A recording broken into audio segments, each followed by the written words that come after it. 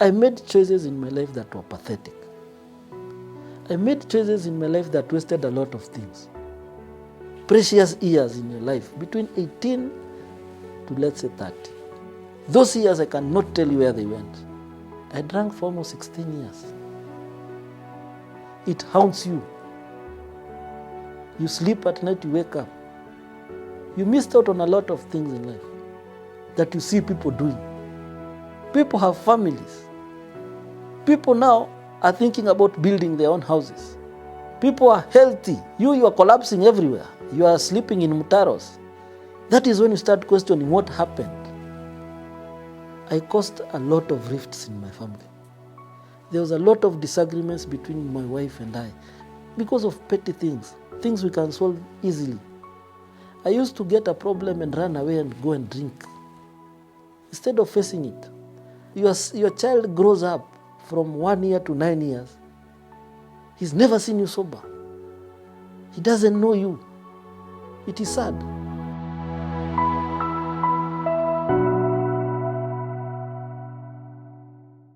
I'm Stephen Ndichu.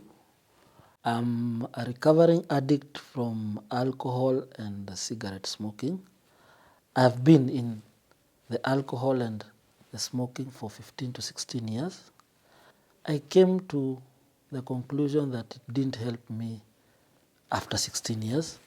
I sought help in a rehab center.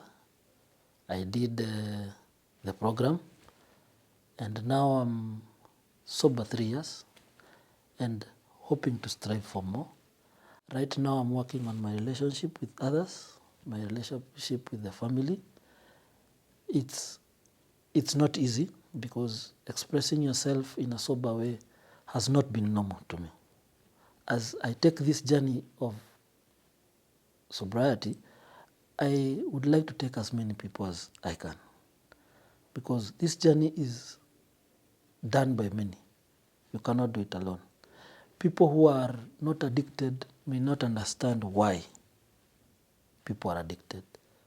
But once they listen to a story or two, or they see a few people who have been transformed from the addiction to sober, they would like to know why. I want to express this to anybody who has a brother, an uncle, a sister, a mother, anybody in their family or their friends who's addicted, to help them out. Talk to them, understand them, ask them if they want what they need in their life, because addiction stands in a gap. It comes into our families to stand into a gap. Maybe there's love that is missing, even pain, even sorrow, even grief. People grieve differently and people suffer differently. For the years I was addicted, let me say, from what I experience right now, it was consequences of something I never knew was my fault.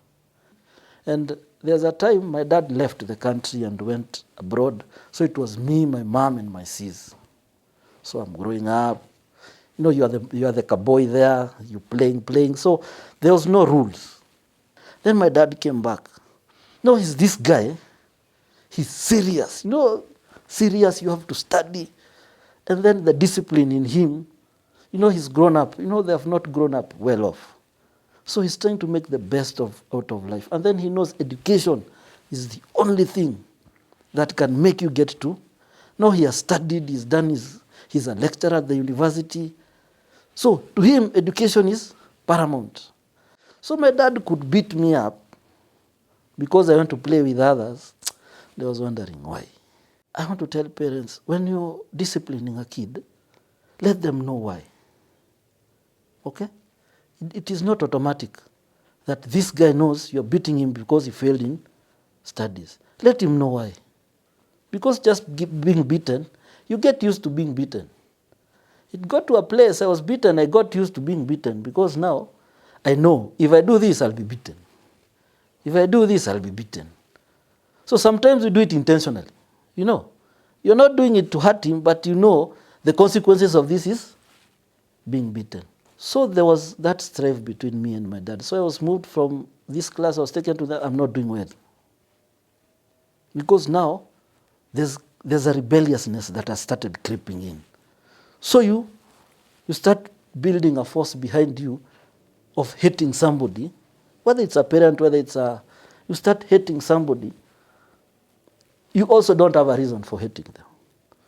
And you don't have a choice. We can choose your friends, you can choose, but you cannot choose your family. So you hate him internally. And it grows in you with time.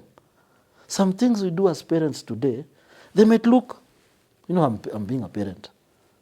But maybe in 5 years, 10 years' time, this kid goes back to, this thing happened when I was young. I hear stories, people saying I was abused when I was young. This thing has reacted. It happens. So I was taken to boarding school. Boarding school, class 7.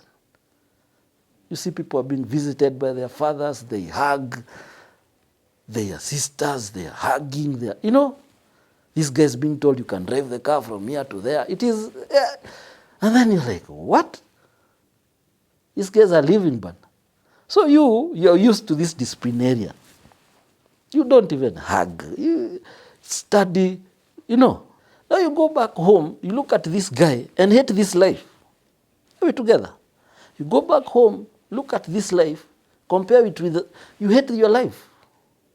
What does that make you? More rebellious. So you study, but your heart is not there. I did my class 7, I did my class 8. I did quite well. I didn't fail. So I go, I find guys who are smoking. I find guys who sneak out of school. They go to girls' schools. They come back. Their life is continuing. I find guys drink over the weekend. So I'm like, hi, this is Shule. You've lost the essence of schooling. Are you getting it? Now you're looking at life in another way, the negative way. That is where the negativity comes in. You've digressed from what is serious in life. Now you're looking at small things. So after Form 4, that whole year, my dad was not around. And I finished Form 4. Now I become the master. My mom cannot, your mom cannot beat you up. Now you are a man, you are 18. Now that is when I started drinking now. And I never used to drink a lot of alcohol. But I used to drink alcohol, I get drunk, I sleep over at my friends, I come in the morning, I'm okay. But the problem is, you don't have money. So these older guys are the ones who are buying you something that is not even alcohol. But you think now you're the best. And then I used to love shooting pool. So I'm doing college. Now college is the only place I can get kidogo money. And this kidogo money I'm getting is for fare. So what do? You skive school. You go drink. Now the downward trend starts there. Now you're digging a hole. Now the hole is not very deep, but it is there. A hole starts kidogo. You don't have focus in your life. Like now you ask somebody, what do you want to do? They don't know. They are there. You wake up in the morning, you go out. What are you going to do? Nothing. Precious years in your life, between 18 to let's say 30. Those years I cannot tell you where they went. I drank for almost 16 years. Then one day, in my drinking, one day it got so bad. I fell. We were working at home. I fell. I foamed. I'm taken to hospital in Gong. And the doctor calls me. Now I've been taken, I go for a CT scan. They want to check if I'm okay. The brain, The doctor said, young man, if you don't stop drinking, the next time you fall, you might not wake up. It scares me then. But there's something I always say. I think you get used to problems that you create for yourself. you no longer see death as an issue. Because sometimes it's like we want to die. When you're a drunkard or an addict, there's a point you reach, it's either you or the grave. So me, I'm told I care for 2 weeks, 14 days. I maliza the medication I was given. Where do I turn to again? Alcohol. I remember there's a time I got so frustrated in life. I'm telling you, I wanted to commit suicide. I wanted to commit suicide. Because I've come home drunk and my wife questioned me. No questioning. I got so angry, there was, we do a bit of farming at home. She used to farm tomatoes. There was some insecticide that was there, new. I opened and drank it. My dad came at night. They took me to hospital again. Now, I remember a word my dad said, you don't want to die. That alcohol you are drinking is the one that wants to kill you. And you will die. And he asked me a very, very, very tricky question. In your family, in our family, who do you see that drinks like you? You know, some people say it is inherited. You took it from somebody flani. Who do you see drinks like that? Nobody. Why you? I saw you dead. That same day, my dad told me that.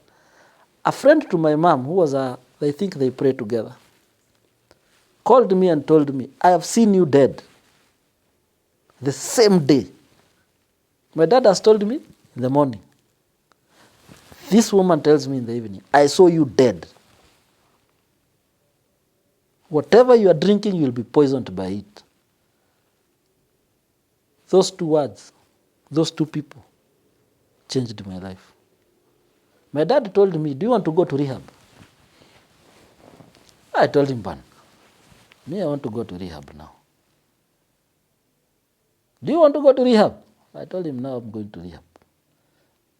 You know, there's frustration in you. You know it. You know it. You can't do anything about it. So I sat and said, I've tried everything. You know, I've gone to Ushago, I've done this, I stopped. You know, in the drinking, sometimes you tell yourself, hii wiki sikunywi. I stopped for 1 week, I go back. I told myself, so why can't I change my story? People have always been complaining about me. Why can't I redo a mess I started? I entered rehab in December 15th, 2019. That was the longest night of my life. The longest. Because there's something rehab does to you. And I want to tell people who don't understand what rehabilitation is. Rehab, you go to think about yourself. There's no drug. There's no injections. There's no amount of words that can change you in a rehab. Rehab, you sit down and think about. You know, that is the only alone time you have in your world. You are free of alcohol. You are free of whatever drug you are doing. You are free of everybody else. You sit down. I sat that night. I never slept. I never slept that night. I thought about my life in very, very many ways. I saw myself dead. I saw myself drunk. I saw myself sober. I saw myself old. I saw myself young. I went through my cycle of life. And it all amounted to one thing. I had wasted a lot of things in my life. The only thing that was keeping me alive was the grace of God. It was not the alcohol. You know, people think alcohol makes you survive. It makes you forget problems. That day I saw the longest photo of my life. And then I stayed for a month. You know, you do 90 days there. The second month, that same story came back to my life.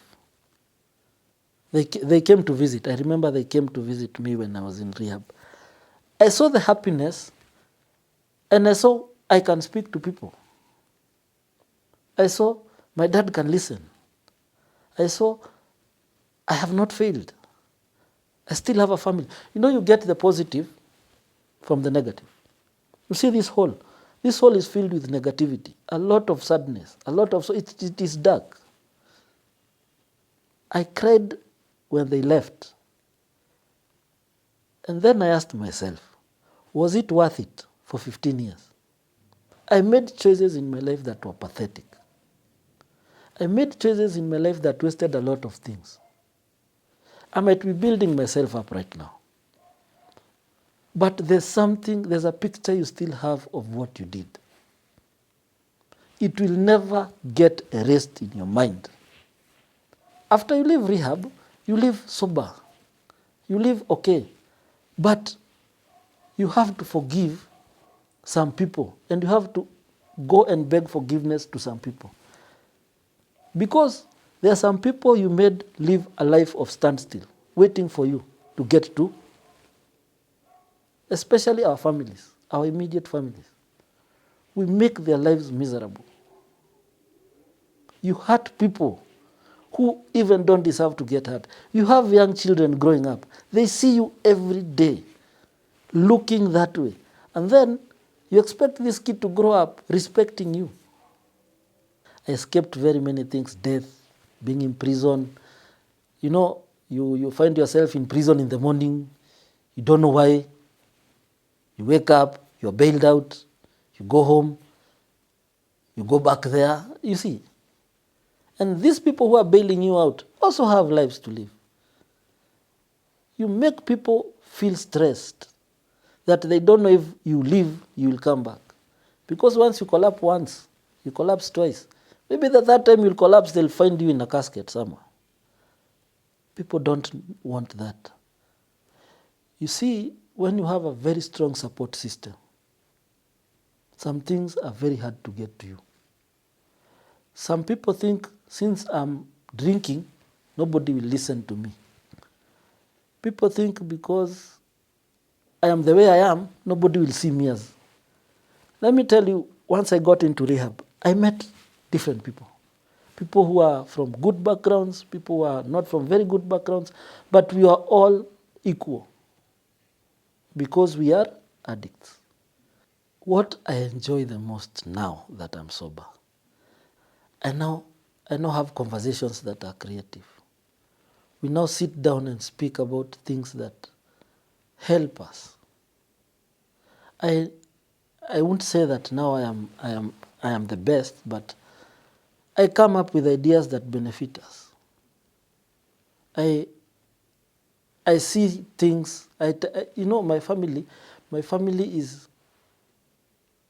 is more united. Let me say that, because when I was an addict, let me say this: there was a rift between my dad and my mom, because my dad saw my mom as an enabler, because she used to cover up for a lot of things that I used to do, bad things. Yeah. So that rift between my father and my mother became so wide. Sometimes you'd see it. You don't have to be told. You see there's a rift. Because my father blames my mom for giving me money. Now that's why I'm drunk. The communication barrier between everybody in our family was brought about by my addiction. Maybe some of the problems are not mine, but what I know about myself, I caused a lot of rifts in my family. There was a lot of disagreements between my wife and I because of petty things we can solve easily. I used to get a problem and run away and go and drink instead of facing it. Right now, I would say I have a very loving wife. I finally saw that she loves me. I finally saw my children love me. They didn't reject me when I was at that state. My family didn't reject me. I was the one who was rejecting myself. So that's why I was saying, when you're an addict, a lot of feelings no longer exist. The love, the kindness, the patience, the peace, you no longer have them. But once I went back to sober, I saw the love people have for me. And I continue seeing the love they have even now. The warnings they used to give me were for love, not hate, not despise. They didn't despise me. My wife stood by me even after all those years. Why? Because she loved me. There's a time she asked a friend, will this guy ever stop drinking? Because she has never seen you sober. Okay? It is a very sad situation. People, your child grows up from 1 year to 9 years. He's never seen you sober. He doesn't know you. It is sad. You change, you now sit down with them and talk. They're like, oh, so we have a dad. The pain they used to go through. You know, children have a very weird way of showing things. Instead of telling you their problems, they tell one person. Because one person listens. Okay? Now, when you go back to being sober, they are used to telling that person the problem. You think this person hates you or this child hates you. No, they have never communicated with you. I want to say, I try as much as possible to be there for them. Sometimes you might lose your way because being in a certain state for 15 to 16 years, and all of a sudden, you're supposed to be in another state for another 15 or how many years God will give me, I don't know. Trying to come from this state to this state is the hardest thing. And I also want to tell the people who we go back to after our addiction, they should give us a bit of time. Because being in a state of not knowing yourself for, let's say, even 10 years, don't just snap back to reality in 1 year. They should help us out when they see we are digressing, because we have very many shortcomings after addiction, because you are used to working in a certain way. Now you have to operate in a certain way that people are used to. You know, if you've been sober for all your life, you know what being sober is. But this guy has been drunk or addicted to something else and now wants to come back to normal. Coming back to normal is not easy. I've been sober for 3 years. I can account for 3 years. Okay? I've been high for 15 years. I cannot account for 15 years. Those demons still haunt you. Do you know that? You missed out on a lot of things in life that you see people doing, that you see people achieve. You missed out. You missed out on a lot of things. I'm telling you, I cannot tell you where my 20s went. I don't know. I cannot count for 20 years. My 20s. From 10 to 20, from 20 to 30, I cannot tell you where they went. I cannot. It is so sad. It haunts you. You sleep at night, you wake up. You've thrown away 10 years, 15 years, 18 years. And then there's this normal. It scares you. When I was leaving rehab, I had only one fear in my life. Not if I'll ever drink. Not if I will be sober. That was not a fear. That was a past memory. I was sober. But the fear of going into the unknown. Because going into the unknown is hard. It's like moving from this country and going to another country and nobody is showing you directions. No, a normal person lives a normal way. If you're supposed to be at work at 8, you're at work at 8. You know, there's the normal. This guy who's come from addiction has a lot of abnormal. Okay? There's a love you had for him or her when he was an addict. That is why you never despised him. That's why you never threw him away. That love should never stop. There's something that drew you closer to him when he was an addict and wanted him to be saved from this addiction. That should not stop. Because most of the times, people care about you because you're in a very sad state of affairs. After you come back to normal, they treat you normal now. Now you are okay. Now you can survive. Now take care of yourself. Yet you don't know your way out. Because these people want peace. Do you know that? When you're addicted, you don't give them peace. They pray for peace. Once peace comes into their life, now they think, now problem solved. That is how people relapse. Nobody cares whether you're sober or not. They care about you when you're high because you affect their lives. After you leave the high, you come back to the normal. No, they treat you normal. That is how normal people survive. Normal people live so normally. You wake up, you go to work, you come back home, you eat, you sleep. This addicted person no longer understands. You go to work, you come back home, you sleep. They don't know. And the best thing about family is that they are always there. That is the biggest support system an addict can have.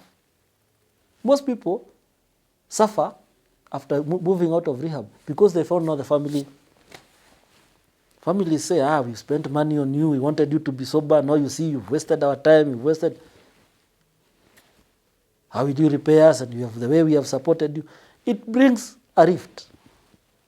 Remember, I told you we have demons of the things we've lost.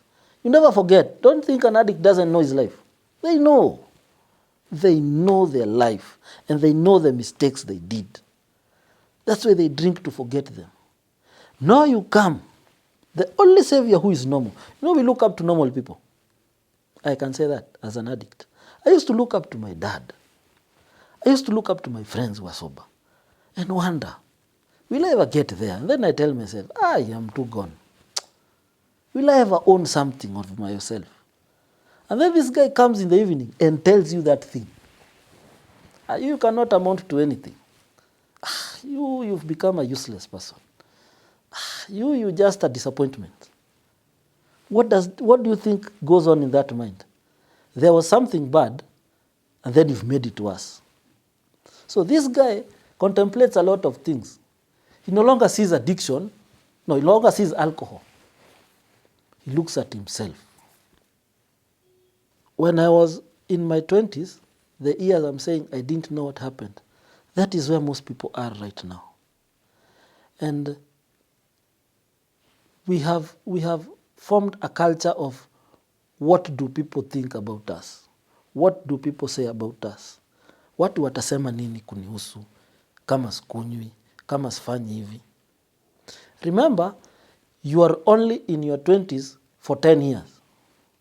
You are only in your 30s for 10 years. You are only in your 50s for 10 years. You don't live so long in that age of fun. Fun is good. Nobody doesn't hate fun. Drinking, to us, we started as fun. It used to be the norm.